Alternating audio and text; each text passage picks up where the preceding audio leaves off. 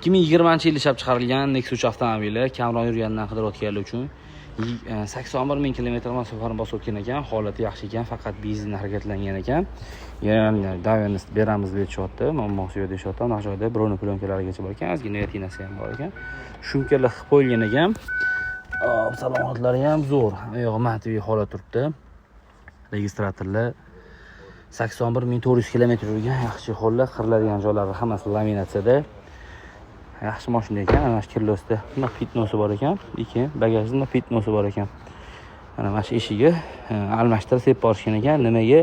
Umuman DTP bo'lmaganda, mana bunaqasidan burilayotgan paytda temirga tegib, betilib qolgani uchun almashtirib olganmiz deb aytdilar. DTP bo'lmagan ekan, rasmlarigacha bor ekan, mana bagajini, kraskasini, hamma narsasini bemalol ko'rib tekshirib olsangiz bo'ladi. Olib mazza qilib haydashingiz uchun mashinani sizlarga 6150 ga beramiz.